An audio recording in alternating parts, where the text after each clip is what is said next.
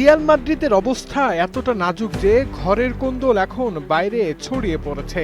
Running ফুটবলাররা তো মারামারি করছেই, এবার সাবেকরাও যোগ দিয়েছে এই প্রতিযোগিতায়। ইকার ক্যাসিয়াস রিয়াল মাদ্রিদের একসময়ের নামকরা গোলকিপার, এবার কামান দাগিয়েছেন মরিনহোর দিকে। রিয়াল মাদ্রিদের ড্রেসিং রুমে সুন্দর পরিবেশ ফেরাতে ফ্লোরেন্তিনো পেরেজ কড়া হেডমাস্টার জোসে মরিনহোকে আবারও কোচ হিসেবে নিয়োগ দিতে চান। এই খবর চাউর হলে ইকার ক্যাসিয়াস সামাজিক যোগাযোগ মাধ্যম এক্সে লিখেছেন, মরিনহোর সাথে আমার কোনো সমস্যা নেই। আমার মনে হয় সে একজন বড় মাপের পেশাদার কোচ, কিন্তু আমি তাকে শুধু রিয়াল মাদ্রিদে চাই না। ক্যাসিয়াস এটাকে নিজের ব্যক্তিগত মত বলে উল্লেখ করে বলেছেন, আমি বিশ্বাস করি আমার জীবনের এই ক্লাবটিকে অন্যান্য কোচরা আরো ভালোভাবে পরিচালনা করতে পারবেন।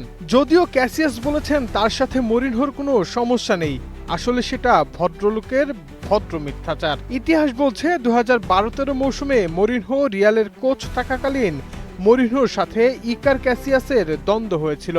হাতে ইনজুরি ও বাজে ফর্মের কারণে অধিনায়ক ইকারকে বসিয়ে মরিনহো ডিয়াগো লোপেজকে মাঠে নামিয়েছিলেন। অনেকে তখন বলেছে এটা ব্যক্তিগত সম্পর্ক অবনতির ফল, কারণ তৎকালীন সময়ে ইকারের বিরুদ্ধে অভিযোগ ছিল ইকার তার মেয়ে বন্ধু সাংবাদিক সারা কার্বোনেরোর কাছে দলের খবর ফাঁস করে দেয়। এত বছর পরে রিয়ালের এই দুর্দিনেও ইকার মরিনহোকে এক হাত নিতে ভোলেননি।